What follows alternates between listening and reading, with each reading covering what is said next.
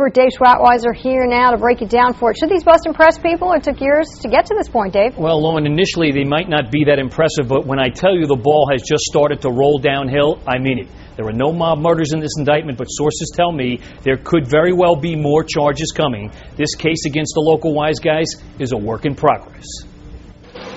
We've had John Stanfield, we've had Ralph Natale, we've had Joseph Merlino, and now we have Joseph Legambi. The knock at the door came early for mob boss Joe Legambi, busted at his upscale Packer Park home just before 6 a.m. Legambi's 11-year run as boss of the local wise guys now interrupted just before the Memorial Day weekend.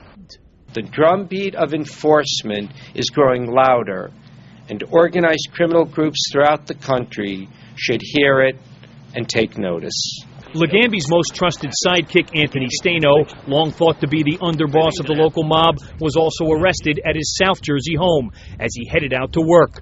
Also nabbed in the early morning raids were Marty Angelina, mob soldier Gaten Lucibello, one-time underboss Joseph Massimino, and jailed mobster George Borghese. Unfortunately, there continues to exist within Philadelphia a criminal element which refuses to abide by our laws and continues to use force and violence to instill fear, exert power, and to make money. The long-awaited 50-count racketeering indictment charges Legambi and the others with operating a corrupt organization fueled by gambling, loan sharking, and extortion. The indictment covers a 12-year span.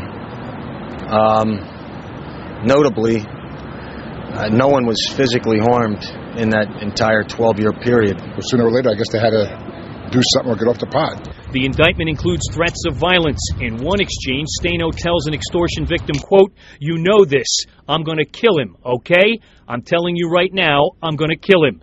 In another exchange, Staino says, "I got two blank gorillas. Blank, chop him up. Call him again. Tell him I sat with you. Tell him I'm agitated." Staino also makes reference to Legambi flipping out about money he's owed. He warns the victim it's getting to a dangerous point. And their tactics involve violence, intimidation, and corruption. The arrest of Borghese in federal prison comes just 6 months before he was to be released after almost a dozen years behind bars.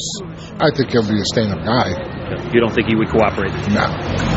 Now, not charged today, former mob boss Joey Merlino, who was just released from prison, one-time underboss Stephen Mazzone, and mob captain John Cianglini. One of them could fill the void created by these arrests, Lauren. Yeah, David, as you know, we have more exclusive details of these mob arrests at MyFoxPhilly.com. Get the inside story from your most connected mob reporter, and that's our Dave Schwattweiser. Dave, thank you for the update. All right, it's all about putting cops back on the streets.